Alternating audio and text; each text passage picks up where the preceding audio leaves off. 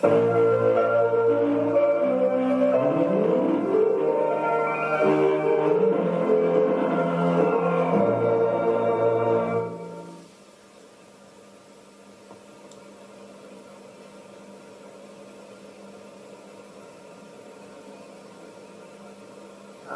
one thing that all the people you are about to meet have in common is that they all went over the edge and they walked away.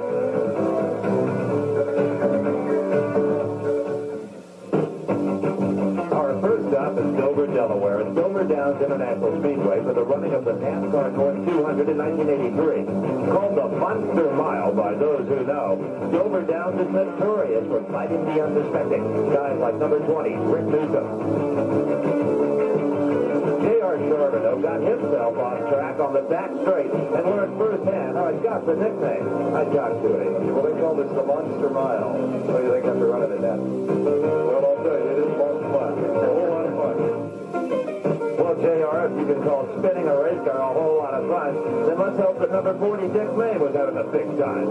Get over car number 75, Joe Ruttman, and number 2, Kim Richmond. Although it got truly scary when the two cars tangled in traffic. In replay, we can see that number 76, Joe Ruttman, in the blue and white car got it sideways. And number 2, Kim Richmond, in the blue and yellow car had nowhere to go. First, Richmond T-bones Ruttman. Then Ruttman, now going backwards, runs into Richmond. After the smoke and sparks settled, I spoke to Joe Ruttman. And let's kind of grim at this point. I would think that we're kind of in trouble. The understatement of that day. Then it was time for the NASCAR big boys to tackle the Monster Mile. Here's how Brock and I called it. We've got trouble. There's a car losing it, Brock. Oh, yeah, Harry Gant. Couple of free throws, and he nailed Ricky Rudd, trying to get by him on the outside. Rudd up against the outside retaining wall, holding the car up against the wall. Beautiful piece of work by Rudd. Spiked the brakes, held the car up there, rather than let it drift down into traffic. That was a critical move by Rudd and a beautiful piece of driving. The replay shows just how treacherous the situation got when Gant's car, doing better than 150 miles per hour, got off of the racing surface. It literally became an unguided missile whose movements Ricky Rudd couldn't predict. After the incident, Ricky Rudd explained what happened. His car just turned around to the 180, was going backwards down to the infield. Shot back up to the racetrack right in front of me. I thought I had missed him, and it just caught the rear end of my car and sent it into the wall. Then it got scary on the Monster Mile. Well, talk about your Chargers. Bobby Dragon, number 71, has just unlapped himself. He has passed Dave Dion. The number 71 car is now on the fence. Bobby Dragon in trouble. He center punches the wall. The car disintegrates in the front half. Bad crash. Had to hit that thing at 140, 150 miles an hour, and I don't care how strong these cars are, I'm worried about Bobby Dragon. That was a bad hit. In the space of a split second, Bobby Dragon was in a situation that every stock car driver dreads. He was heading into a wall with no time to react. Whether he got into some oil or a tire blew, it didn't matter. Bobby Dragon was in big trouble.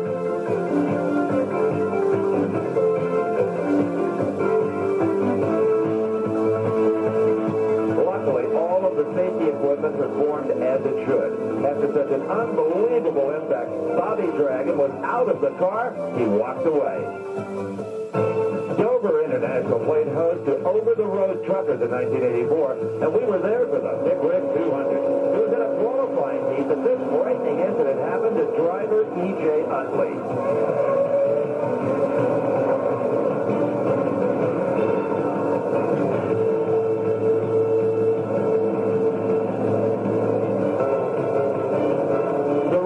Shows us exactly what happened.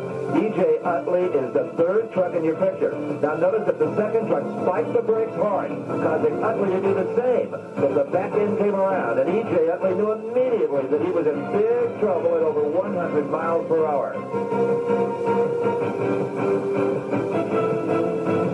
In the second angle, we could see that E.J. was just beginning to accelerate off of the corner when he noticed the smoke off the wheels of the truck in front of him, and he was caught in a position of having to overcorrect. Next, the truck began a slow spin on its way to coming around full circle. E.J. had to be hoping that nobody was close enough to T-bone him as he struggled for control. Then, just before the front end was pointing straight down the track, E.J. applied power to the rear wheels and set himself up for a very hard hit into the wall.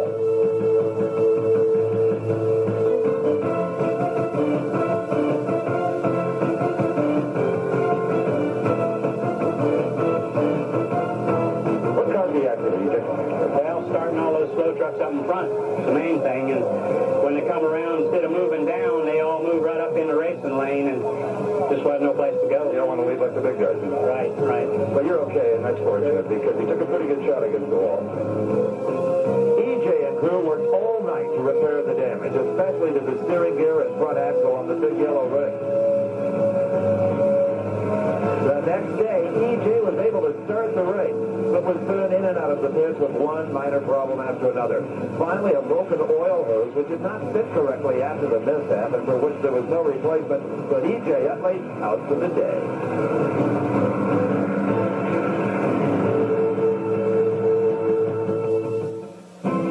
Next, we head to the Midwest in Knoxville, Iowa, home of the single biggest World of Outlaws sprint car race held each year. And 1987 was no disappointment. The action started as 23F Rocky Hodges and 32U Dave Fitzgerald came together in the front straight, sending Rocky Hodges into the muddy infield and out of contention to win that heat. Now, that was obviously pretty minor stuff. Nothing on the cars was bent badly. But here's how Brock Yates and I called an incident that was a little more serious.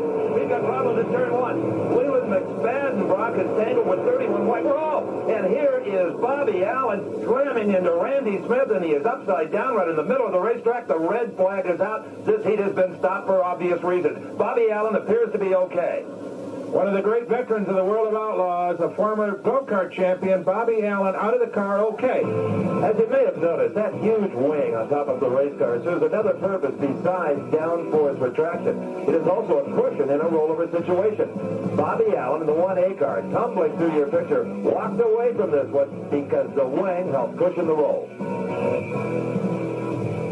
1988 was a year of even more incredible incidents in Knoxville. Brock and I called it. Up against the fence and upside down.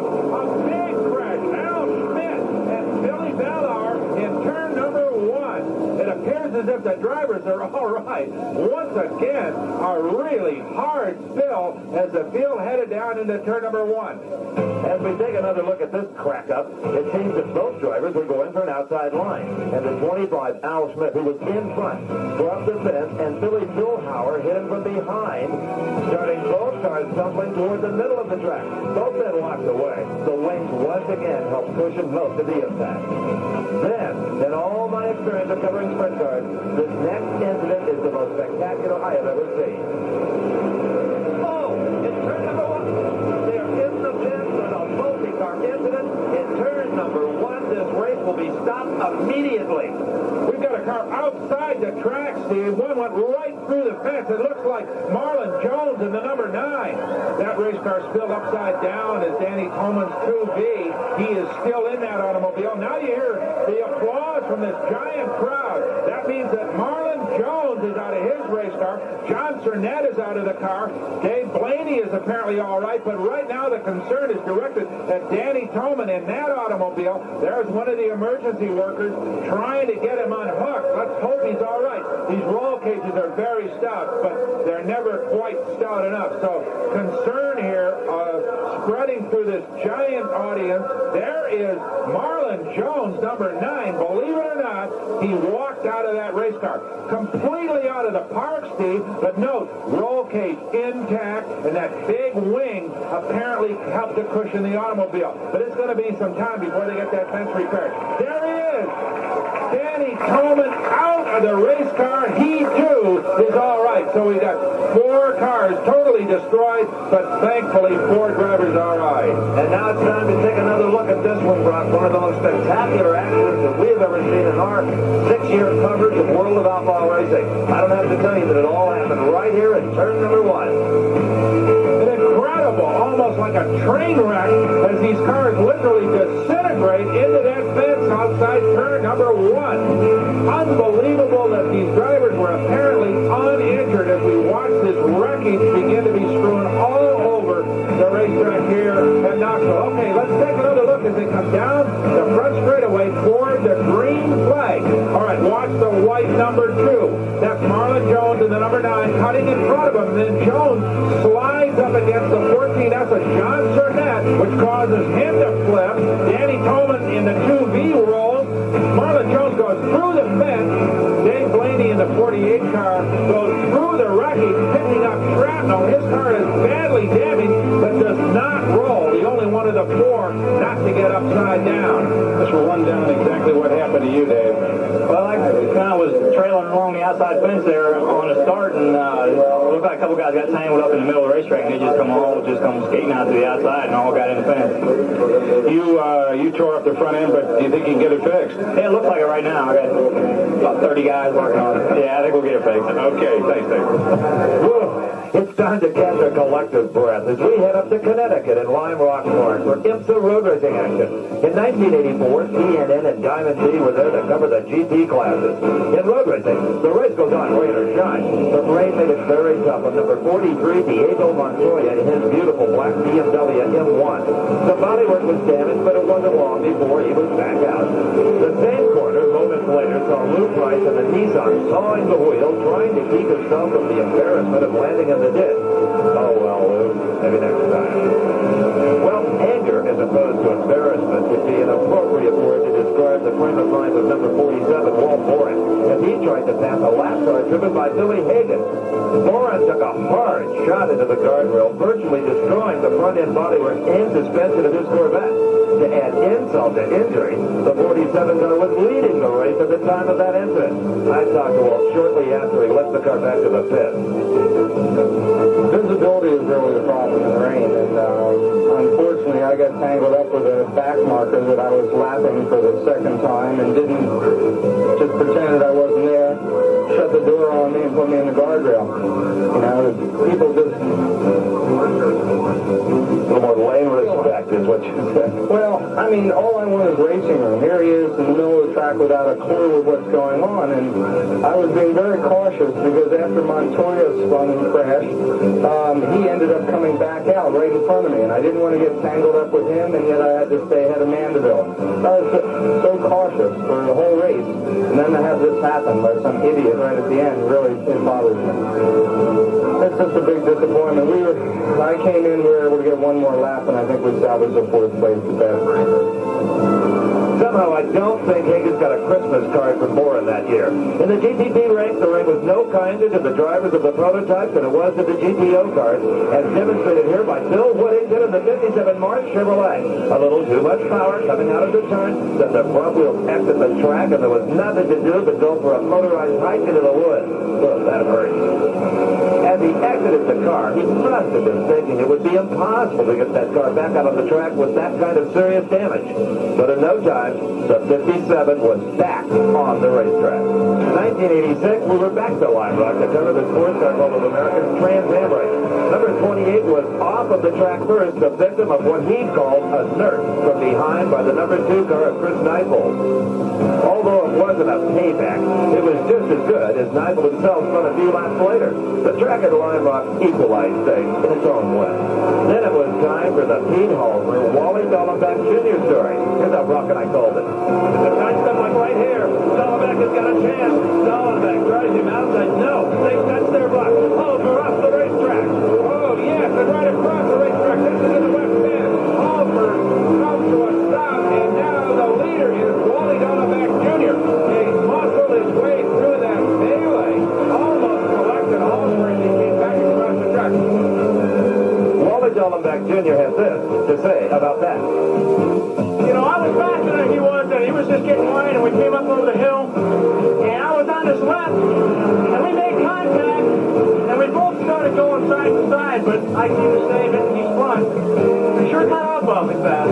Well, you'd probably catch up fast, too, if somebody had nudged you off the track. And look how close Dollenbach came to T-boning Halmer. Both men were lucky in this incident. Well, Wally Dollenbach went out not long after that jump with mechanical problems, but things did not go much better for Halmer.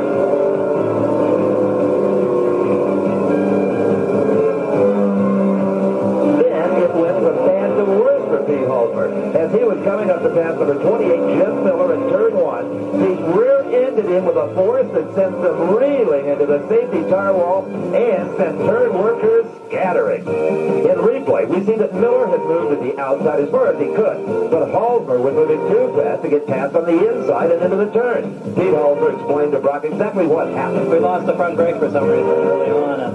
caused me to spin a couple of times because I couldn't get it slowed down for that first turn. And finally, I was trying to learn how to drive the thing without front brakes, and it was going pretty good. And then finally, somebody stopped sooner than I expected them to in front of me and just nailed him. It was Jim Miller, and he and I both went off the backside, but he's okay, and I'm nice. Got pretty hairy out there at the beginning. You and Wally were going at it. Yeah. Well, it tends to get that way. Yeah. Indeed it does, Pete. 1985 was the first year that the Nashville Network brought you these pictures from the beautiful Finger Lakes region in upstate New York, home of Watkins Glen International Raceway, one of the premier road courses in all of the United States. It was here in 1985 that this man, Bob Tullius, owner of the Jaguar racing team, had a power meeting with the guardrail on the first lap of the race that left his team scrambling to get the beautiful GT prototype back into action.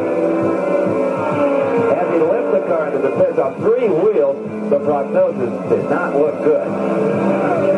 The race car, how badly damaged was it? I don't think it's badly damaged at all. We measure the damage primarily whether it's suspension or tub. If it's a tub, it's serious. If it's suspension, we can throw that away and put it on. We don't think it's serious, so we think it's relatively minor damage. And indeed, the pit crew did get the Jaguar back together, putting on a whole new right front suspension. But then moments later, with Doc Bundy now behind the wheel, this happened. Down in that sweeping left-hander on the back part of the course, Bundy planted the car hard into the tire wall. Needless to say, car 44 had had enough for one day. Now, this was Gary Shaw driving the number 12 car in the IMSA Firehawk race that same weekend in Watkins Glen. In turn one, Gary came in way too hot, got the car totally off the pavement, and made a beautiful rear entry pirouette into the tire wall.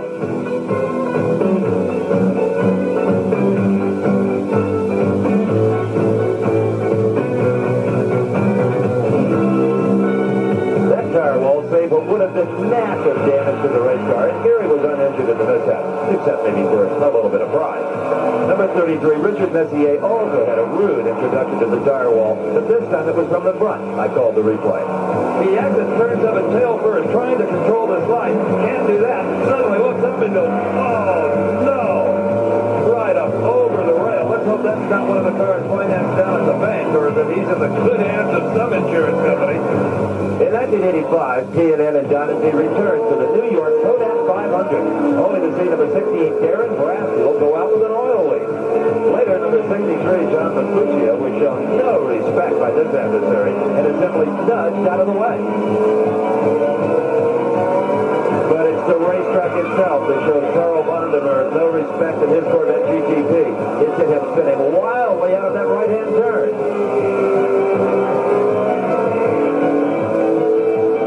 I counted about three 360s. How many from your standpoint? I think I stopped counting after about 4. There was some oil there that on the outside, and I went over wide and just touched it. And that thing was spinning. Talk about tires that have been flat spotted. The tires on Vandermeer's car must have come off the machine in the shape of cubes after this little mishap.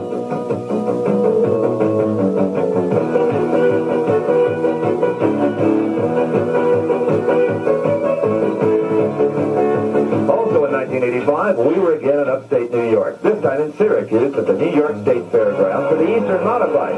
Known as the Moody Mile, this track is longer and faster than most drivers are used to, just as Fritz Enright in the red number 6 car.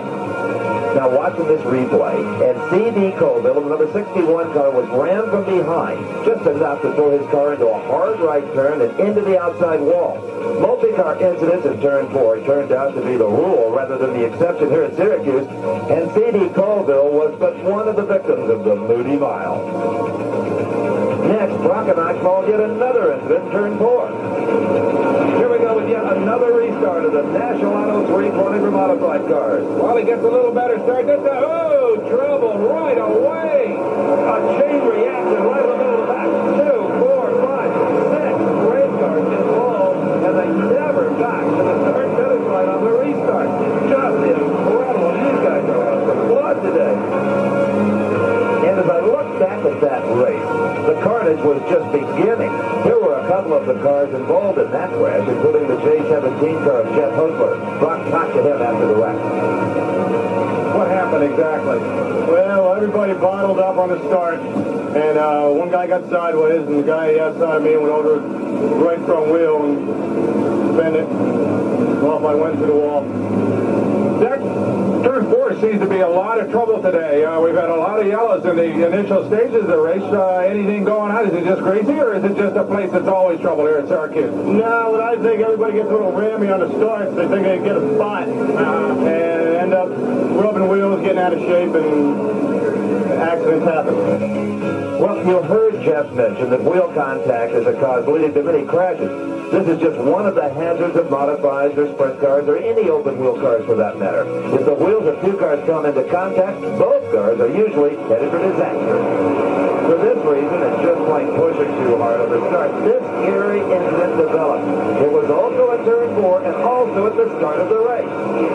We have big problems in turn 4. That is the car against the wall. John Birach, Sammy Swindell had hit him, car number 11, who led this race earlier on. Fuzzy Rudiman has just rammed the parked car of Sammy Swindell. An awful collision in turn 4. Well, Sammy Swindell was just sitting there parked, and the veteran Fuzzy Rudiman came off turn 4, building up speed. We're going to have a yellow here. We've got a bad crash. The racetrack is almost fully blocked. Sammy Swindell climbing out of his race car. Birach and Rudiman still inside their cars. Let's take another look at what happened here.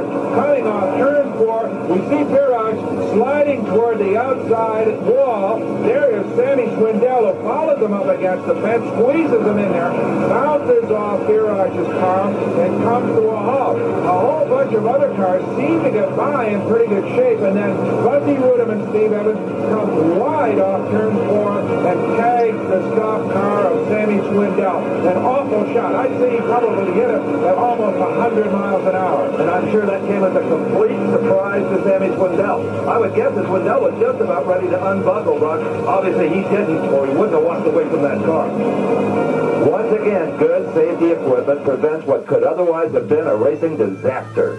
Our focus now shifts due west to one of the prettiest parts of the U.S., the city of Billings, Montana. Billings is Montana's largest city and home of the Wrangler Roundup Pro Rodeo. Now, riding one of the specially bred animals found at Pro Rodeo is widely known as a daunting task. But riding one and looking graceful at the same time, now that is a real challenge. Bull rider Bob Erickson was not quite up to it as the bull named L12 slapped him up against the fence and did his best to trample old Bob.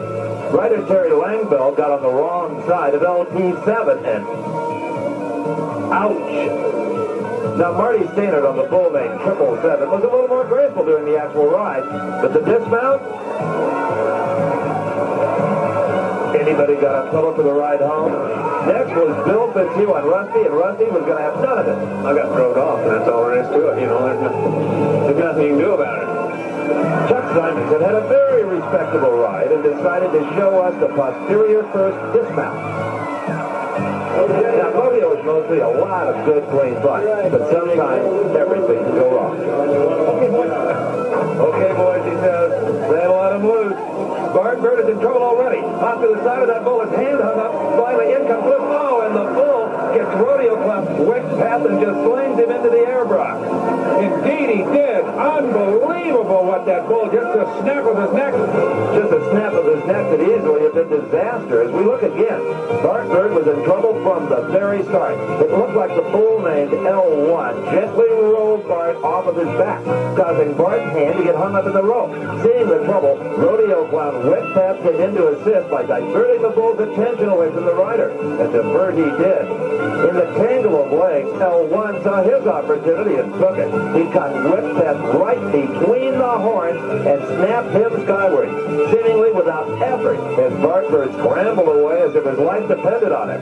From another angle, you can see that the bull came around on Wick's head faster than Wick anticipated and had both men in his crosshairs almost immediately.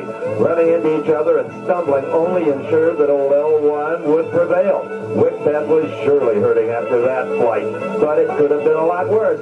Rider Bart Bird had this to say afterwards. Yeah, well, I thought he was going to come around to the left right around the gate. I've seen him before, but he just kind of rolled up to the left and rolled me into my hand and then ducked out and just squished my heels. Well, Wick Pass, the clown out there, was always thinking more about you than he was himself. He took a pretty good shot, too. Did a hell of a job.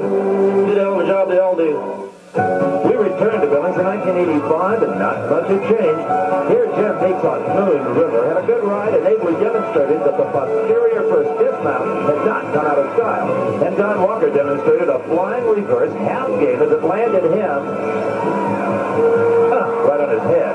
Now in a bull named Pat, Billy Zurcher figures he can outdo Don Walker easy. Oh, it's close. Not all of it tied.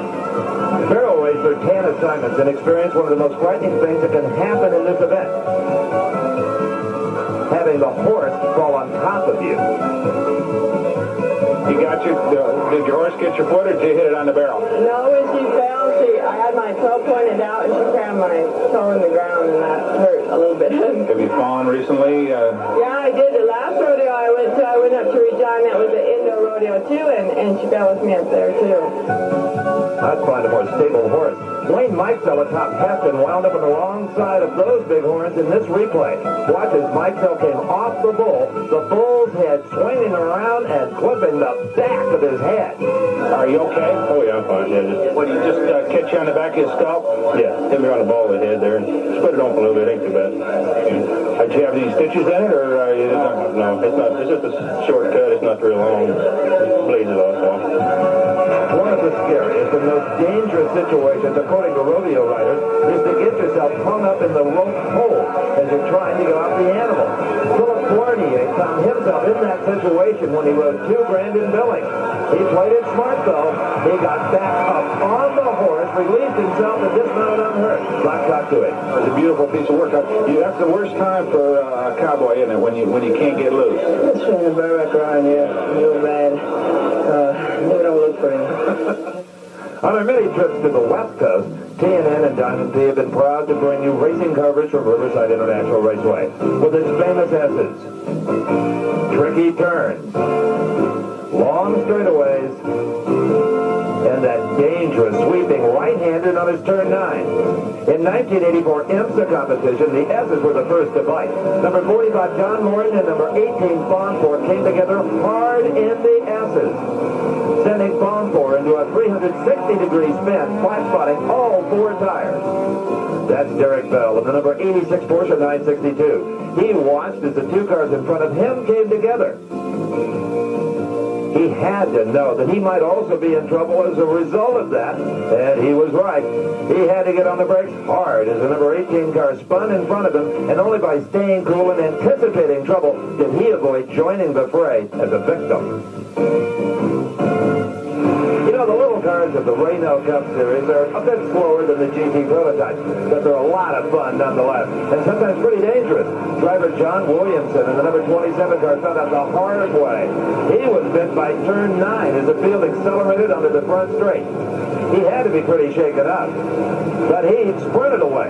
Tell me what happened exactly. You were riding in third place, making a move. Looked like you were running real strong, and all of a sudden looked like maybe you got squeezed up against the wall. Well, what had happened was I'd gotten on the inside of John Norris, and I worked my way out to the wall, and I thought I'd already passed him, and indeed I hadn't passed him, and I apparently wedged him between myself and the wall, and there was no place for me to go except go head on in the wall, and I got like getting shot out in space, you know. In 1985 and 86, we covered the drivers of NASCAR as they tried to tame the Riverside Road Course. First victim, number 93, Norm Palmer, couldn't find his way out of turn 9 and found himself on the infield. Number 64, Mark Dreyer, found the S's not to his liking and kicked up a lot of dust about it. Next, it was the black number 12, driven by Bob Pack, blowing an engine and sliding in his own oil as he wrestled for control. He came face-to-face with disaster before bringing the car to a safe stop and walking away, breathing a sigh of relief. Then it was 00 Glenn Cummins' turn. He had sat on the pole at the start of the race and now was on the short straight, setting up for the treacherous turn 9. Just like Bob Patch earlier, he was leaking oil, but Cummings didn't realize it until it was too late. Here's how Brock and I called it. There is definitely some oil leaking somewhere in that automobile, and headed down for turn number 9. That is not oil, and look at this, Brock. He is sideways. He's lost it. Into the fastest turn number 9, the most dangerous and fastest corner on this racetrack. Fortunately, though, Cummings kept it off the wall, and more importantly, kept it out of the way of oncoming traffic. Cummings had no idea that he had an oil leak until it was too late. His sheer momentum spun his rear end around to take this shot into the outside wall. Well, Glenn Cummins is okay after that incident in turn 9, but the car is a little worse for wear, Glenn. Yeah, that's for sure. I don't know what happened. We come down back straightaway, everything's all right. Started in the dog leg. As you can see, the oil on the windshield just covered it up, and I didn't know what was happening. Downshifted third, got him all in oil, and started sliding from there.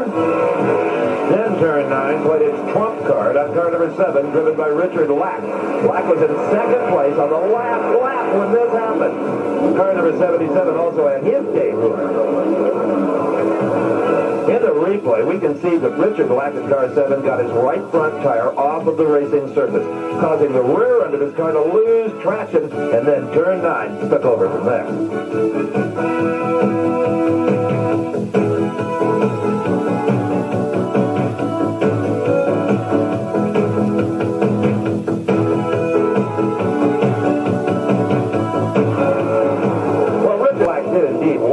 From this one, but he walked away frustrated, not able to believe that this was happening to him.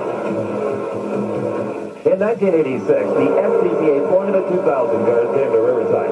Although light maneuverable, they could get into trouble just as fast as the bigger cars. Curtis Farley in the yellow car and Carlos Papita found this out the hard way in the S's.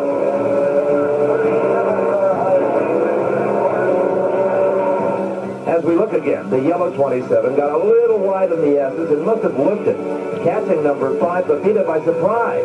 As a result, Farley takes a hard shot and is headed for the sidelines with lots of mangled fiberglass. He walked away, done for the day.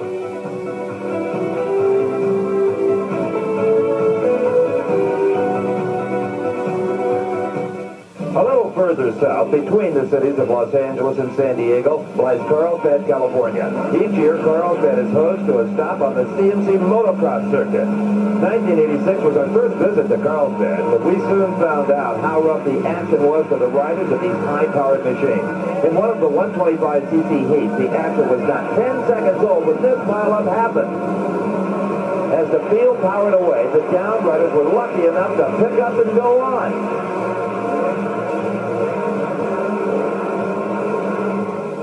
In the replay, you can see just exactly what the problem was. The track narrows, probably by 2/3 going into turn 1. And turn 1 is almost 180 degrees. A nightmare for the riders of all classes who were scrambling for position. In the quad runner class, number 86, Brian Fry, had a typical problem of an open wheel vehicle. He got tangled with the rider in front of him, and some sort of flip was inevitable. Now, this was Brian Fry again, and again he landed on the wheels of a competitor. The wheels tangle, and over goes Brian Fry. As we look again, Brian Fry was charging to the outside to make the pass on number 12, Jim Putman. The open wheel snap, and when that happens, anything can result. The result here is that Brian Fry was run up onto the embankment, and he took another nasty tumble. These are the 250cc machines. Here's how Brock and I called this incident. Now it is Ward in front of Billy Frank, or is it? Oh, and they collide. They are both down and down hard. Some spectators get jostled around, but doesn't appear to be anybody down there. Billy Frank took the worst of this. He's in pain, Brock. He took a hard shot in his left leg. He's holding his left knee. For some reason, number 26, Billy Frank, got way to the inside and couldn't correct fast enough to avoid hitting number 1, W. Jeff Ward. After contact, Billy Frank was on the bottom of that pile, taking the worst of the impact. Well, he was right behind me for about 3 laps, and then he passed me going around this turn. And I thought I'd get him back on this double, and I passed him, but I landed in a hole, and my hand came off the bar, and I just slid over and hit him. So he kept going, but you were the loser, huh? Yeah, I think I smashed my knee. I hope I didn't twist it, though, because it'll take a long time if I twist it. Oh, boys, injuries like twisted knees defend the ranks of motocross riders more than anything else. This is number 28, Bob Moore, and number 82, Jeff Weeks, fighting for the same piece of turf. Both riders lost their balance and came back down to earth the hard way. Let's slow it down so you can see that number 28, Bob Moore, got a little out of his line, came over and tagged Jeff, knocking both of them off balance and into the dirt. It looked like Moore and the yellow took the worst of it, but they both walked away. The next casualty on this tough Carlsbad track was the number 6 bike of Russ Wageman. He, like Bob Moore in the incident before, got too close to a fellow competitor and pays the price by landing on his back. His hopes for a good finish, that they were over. Now, that incident could have gone either way. Wageman came a little wide out of the turn and made initial contact with the number 4 machine. But as Wageman attempted to make things right, he overcorrected. Out came the rear wheel, and he was down hard. CNN and American Sports Cavalcade returned to Carlsbad in 1987, and the competition was just as keen as the year before. Here in the 80cc expert class, Jeff Emig in the green went down, and Chad Patterson didn't see him. It hit him and also went down. Obviously, both riders were okay and got back into it without losing too many positions. The replay shows us that Jeff Emig's rear wheel went wide as he was negotiating the turn. He went down immediately, and then came Chad Patterson, who not only hit the bike, but gave Emig a good shot to the face. They say motocross riders are the best conditioned athletes in the world. Even the mini bike riders are in that kind of shape. They got up and were just fine. The 80cc expert class is composed of the youngest riders. Here, two of the most aggressive were battling for second. Paul Page called it. Toward Devil's Drop, here they come over the top again. The battle for second place. Gaddis closes on the outside. Gets around him. We've got a problem here. A crash as Antunes goes down. And he went down hard. Paul, that appears to be just a simple case of two riders getting together, fighting over that second spot. They got together hard. But this man was the big loser. Well, here's an opportunity to look at it again. That is Gaddis on the left-hand side. Antunes makes the turn in as Gaddis exits a little wide. It looks to me, Steve, like just a good fight for second, and Antunes happens to be the loser here. And the following riders did a good job of missing Buddy Antunes. That was a little close. He is on his back on his bike, getting it fired. He'll rejoin the race. But you had a problem there. You tangled with your own teammate. Yeah, I tried taking the inside, and he went around me like that, and he got underneath my arm and just washed my front end out, and I just went over and I knocked my head. And You really went down hard. Were you hurt? well, I just hit my head, and I just figured I'd lay there because I didn't no sense getting up when my head hurt. I don't know. I'll get him in the next moto. He said something when you rolled up here. Was he apologizing? Yeah, it wasn't his fault or nothing. We were just both going for it. It's just one of those things. It's racing. That's what it's all about. Yep. Good luck to you. Thank you. But, Well, luckily, Buddy Antunes was missed by the other riders behind him. Not so lucky was number 5, Ricky Johnson, who in this 250cc qualifier not only went down hard, but was hit by 3 riders. The third one hit him hard. Paul Page saw the results in Johnson's fifth. Here's Ricky Johnson, and Ricky, if you turn in there, there's evidence of that earlier crash. It didn't seem to slow you down, but it had to hurt. Yeah, it hurt. It knocked the wind out of me really bad. Getting hit once isn't bad. Twice is bad, but 3 times, well, hell is a charm. I thought when I crashed, I was laying on the ground, I got hit a couple times, and then I thought that was it. I looked back, and one of the last place riders was just coming straight for me and hit me really hard. Why did Honda pay Ricky Johnson $1 million a year? In spite of that injury, Ricky Johnson went on to win the event in the 250cc class. In 1988, back at Carlsbad, typical motocross mayhem in turn number 1. In the 125cc class, Dana Wiggins was the first to meet the dirt. He had been in 5th and charging at the time. Well, Dana Wiggins did not give up after that fall. He worked his way back up to 7th, and this was just not to be his day. Then number 72, Joel Brecht, lost it on the dry part, but lands on the wet part. Nobody says this course made any sense. Looking at it again, the bike simply slides out from under Joel. The outside of the track had been dried by the sun. A surprising and dangerous situation when a rider is used to a track being wet and tacky. Watch the second bike on your screen. That is 173 Willie Bowden, and Willie was caught completely off guard. So was I at the time. Oh, Willie Bowden is down. Willie Bowden is down. I don't have to tell you. Hard. Took a very hard spell, holding on to his right knee. And the motorcycle, he's not going to get back up. Let's just hope that he doesn't get clouded. Fortunately, there doesn't seem to be many riders behind him, and Willie is in a lot of pain. Let's see if we can determine just what happened. It looks like Willie Bowden was concentrating down track. Suddenly, the rear wheel hit a deep pocket in the track and bounces up with enough force to send the bike sideways, throwing Willie down hard. The bill on his helmet was instantly shattered as it took the initial force of the spill. But Willie still suffered some knee and leg injuries that forced the trip to the hospital. Now watch this carefully. At the center right of your screen is number 15, Michael Craig, in mid-tumble. And this one hurt. They were attending to Michael Craig. He took a very hard hit, Steve. Oh boy, I'll say, and the motorcycle just kind of flew away from him. At least he didn't get tangled up with it. Let's take another look at this. Well, Brock, hard to say in that picture exactly what happened, other than Michael Craig took a very hard hit. Not only on the dirt, but the motorcycle did indeed pounce on him at least once. Other than a few battle scars on the chest. You okay, Mike? Yeah, just kind of sore on my neck a little bit. That's about it. What happened? Well, I thought I can wheelie over to make it, a little more time stay on the ground. And when I tried to wheelie over, it kind of kicked me over, and I hit a couple of braking bumps and went over the bars. But other than, a couple of bruises on my neck, I'm okay. Ready to go again. What a tough bunch of kids we always find in Carlsbad. In 1984, we met up with the World of Outlaws in Rossburg, Ohio, home of the Eldora Speedway. Eldora is one of the most competitive tracks in America. The Outlaws seldom disappoint. Here's Sammy Swindell took a seldom seen spin. And here's Sammy spun again. Must have still been sorting out the car for this very gooey wet racetrack. The spins are very mild there indeed in outlaw action. Just at number 5, Randy Kinson. Look at that. And Randy Kinson, Brock, snapped the roll of that car 3, maybe 4 times, and pieces flying off. The one wheel completely collapsed against the wall. Randy Kinson upside down, the roll cage making contact with the dirt. Officials right on the scene, a man with a fire extinguisher just in case. Oh, there he comes. He's climbing out of the car. He's unstrapped his safety harness, and there is a roll cage inside that automobile, so he probably was not hurt that badly. He seems to be moving around pretty well. He's a tough kid, Randy Kinser, anyway. And Randy showed that in outlaw racing, you can get in trouble all by yourself. He got up high on the track into the marbles, and although he turned the car, it kept going straight into the wall.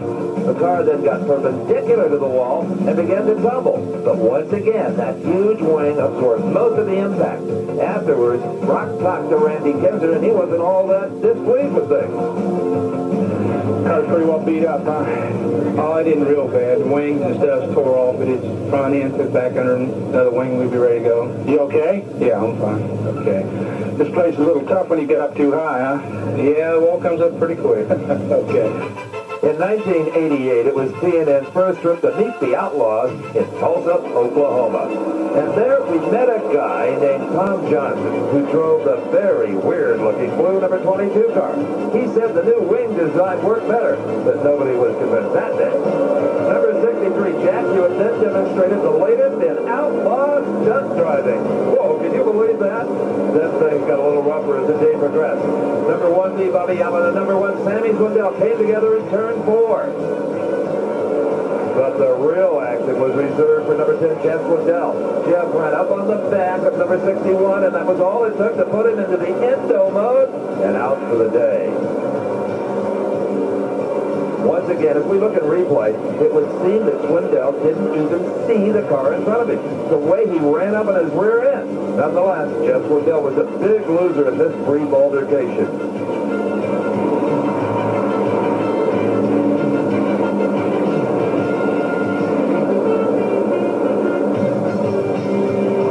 Drive a sprint car without a wing? Not that man, Jeff Swindell. Then in the 8th feature, Brock and I had plenty to talk about. And traffic is starting to be a real mess here. And oh, we have got spinning out. Is Bobby Davis Jr. He was closing on the last car, number 85, Bob Ewell, and all of this happened. To add insult to injury, Bobby Davis Jr. was the pole sitter in this race. In replay, as he came up on the last car, he suddenly lost control and spun to a stop in turn 4. Notice that he was headed directly into the sun. He was probably blinded for just the instant that it took to lose control. Once he was slowed down, it was only seconds before the other drivers were also blinded and just piled on.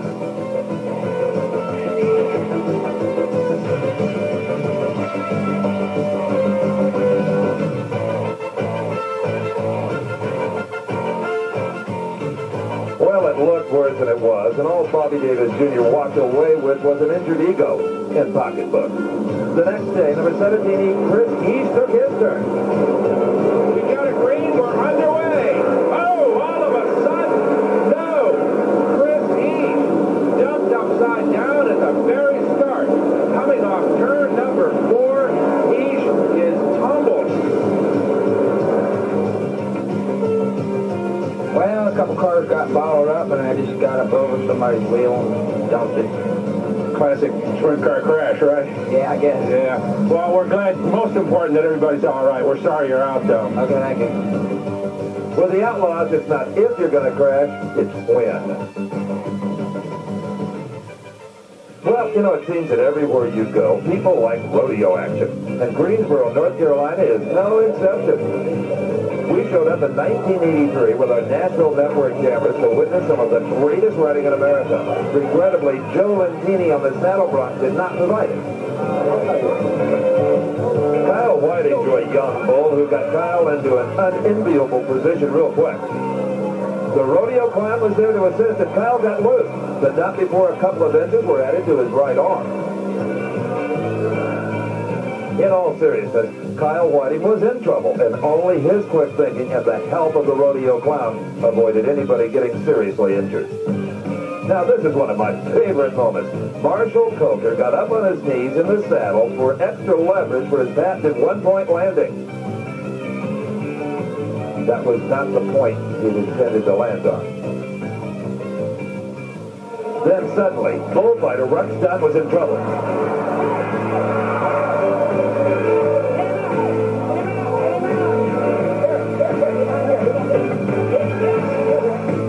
Rex Dunn was attempting to get points for getting close, yet outmaneuvering this half-Brahma, half-Mexican fighting bull. But as you can see, it was not to be for Rex Dunn that night. That bull had Rex right where he wanted him, on the ground. Why did he wear baggy clothing? In looking at another angle, it was lucky for Rex that when the bull made his second swipe, he got mostly close. I talked to Rex shortly afterwards. Probably one of the rankest fight bulls going down the world, and I took my shot. I took a close chance, and name of the game, you know, I didn't make it. He caught me. Well, I'll tell you what, it's hard for me or anybody in this arena to believe that you can get out of this unscathed. Well, I'm a pretty lucky guy, and I'm a Christian too. I got the good Lord helping me fight bulls, and that's what counts. Did you know that Diamond P Sports was the first to produce television from Road America in Elkhart Lake, Wisconsin? Yep, we were there to catch this unflattering moment for driver Desiree Wilson. Ditto for Jose Lee Garza, who, judging by the tire tracks, was not the first to go off in that corner. Trans Am driver Darren Brasfield was involved in this incident in turn 12 that found him rolling through 3 cat's nets to put him out for the day. When you look closely at the highlight of this replay, you can see the cause of Brasfield's problem. He shreds the left rear tire on that Corvette, causing a loss of control, especially in braking heading into the corner. He was carrying so much speed that he could not possibly hope to stop that car. But it is for that exact reason that the FCCA installed safety nets there.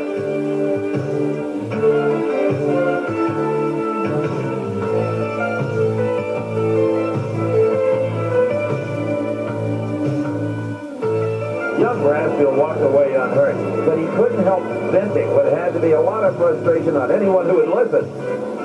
1985 brought us back to Road America for IMSA racing action. First casualty was Ian Schechter in the Zero GT prototype. Not only did he spin, but he got a little kiss right there from Doc Buckby. A little later, it was Ian Schechter again, this time almost T-boned by Derek Bell.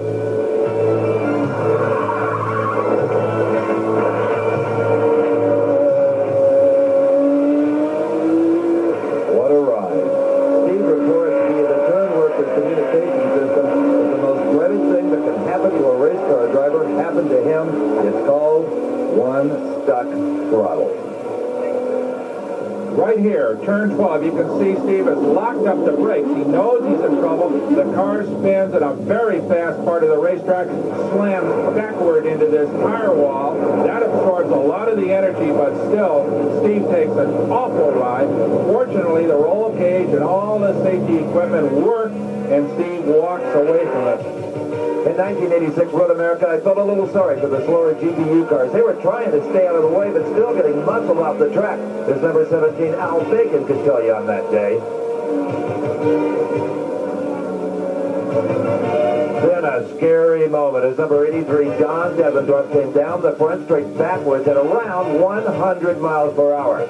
He careened off the pit road fence, trailing fiberglass, slid across the track, and came to rest happily without anyone hitting him or doing too much damage to his own car.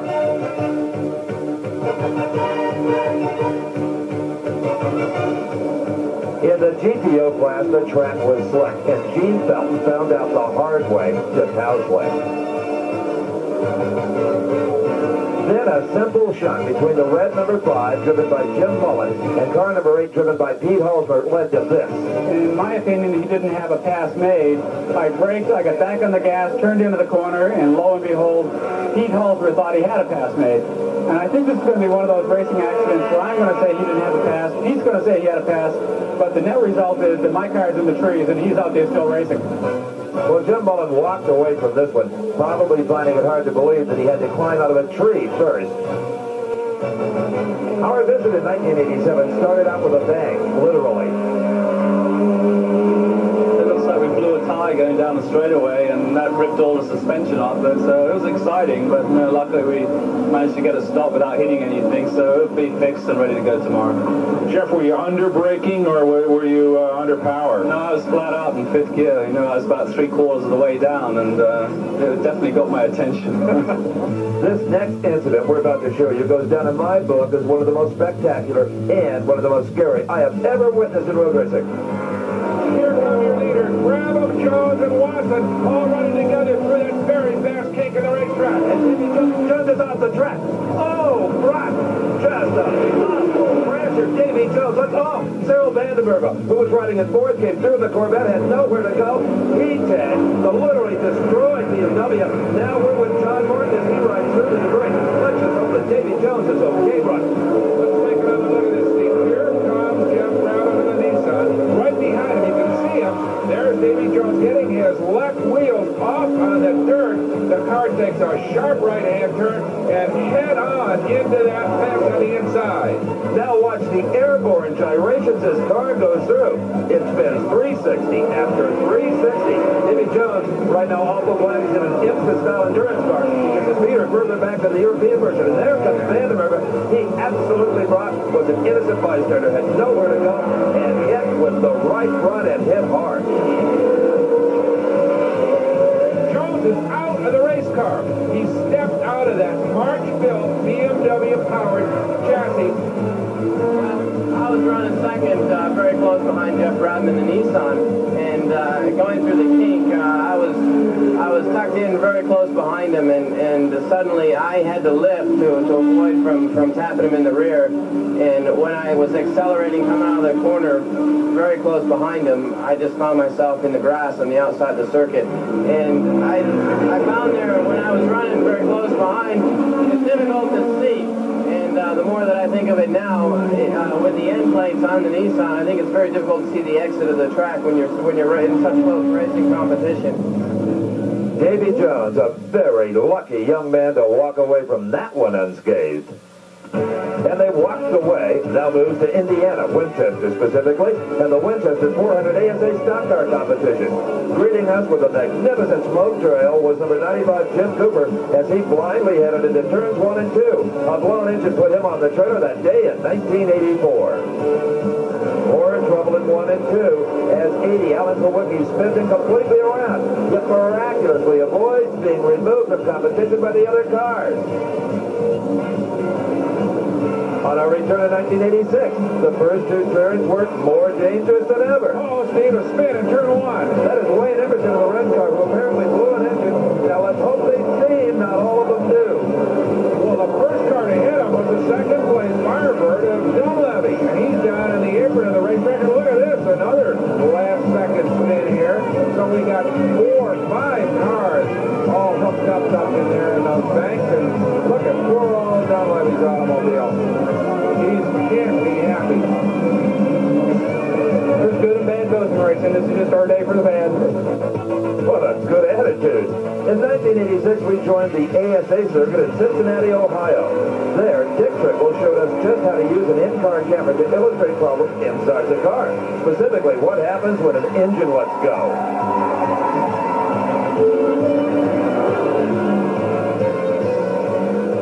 Now, watch the number 88 car of Mike Eddy as he pulls out classic. Who, me? By starting this incident and driving away unscathed. He had to be saying to himself, sorry guys, but you know, that's automobile racing.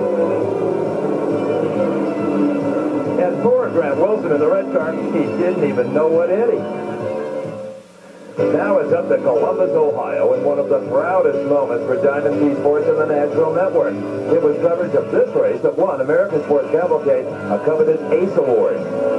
Number 50, Terry Bisker, started things off in his GTU Sierra. Terry Bisker's got a problem. Bisker nose first into the wall on Long Street just before that turn onto Marconi. And Bronco, what did it cause that? I would imagine a brake locked up on Terry. He's going to try to limp it into the pits. The yellow is out on that corner, but we'll get another look at it as Chris Ward right behind Terry. Notice how he spikes his way to the right. That's probably a left front brake that's locked up on the car and just put him into the fence. In 1986, California driver Rick Duke had a close call driving Jim Busby's 962 Porsche number 67. Here, at the wheel of soup, Rock and I called it this way. Mr. Smoke doesn't come up inside that car. Absolutely into the hairpin now. He's got fire. Yes, a whole bunch of fire as he comes out of the keyhole. He's going to have to get out of that thing mighty quick, Steve. There is a bunch of fire in that 962. Well, this is about as bad a blaze as I've ever seen in IMSA racing. Here comes Snoop. He appears to be all right. He looked a little disoriented, Brock. I don't think he knew where he was. Oh, my God, that is a $250,000 blaze. Got a guy with a little tiny fire extinguisher. That is not going to work.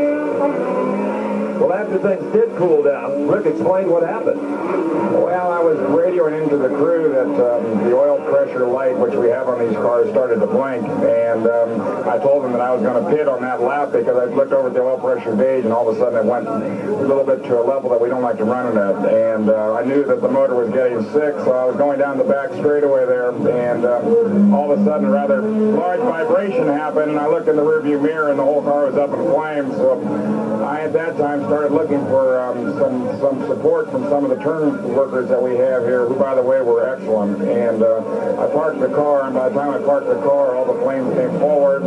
I couldn't see where I was, so I just, at that point, just got out of that thing. I think the fastest I've ever gotten out of a car, and I think the car's all right, but I'm just glad as hell I got out of it. Well, this scene of Nuke running away from that blaze is a classic in motorsports. Not to be outdone, the GPO race at Columbus had its own moments. They go down to the keyhole. This is where the accident's been all day long. And it's Donovan. He tapped Pruitt.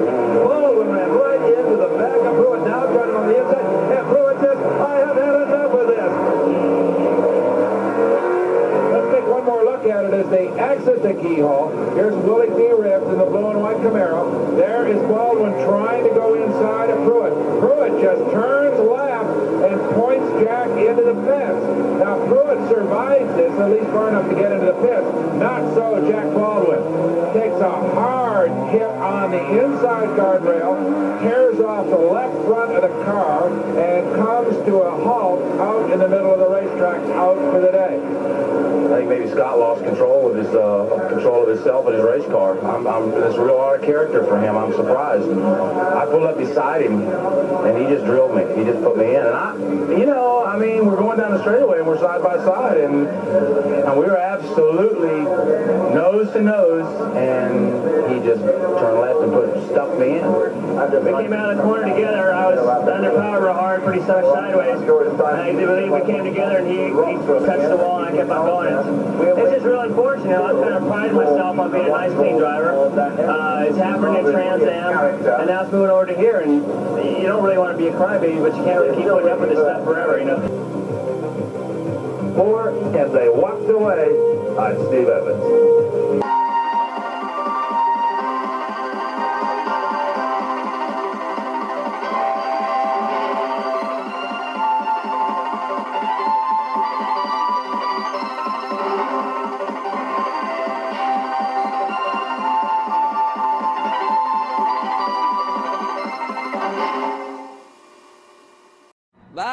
anything.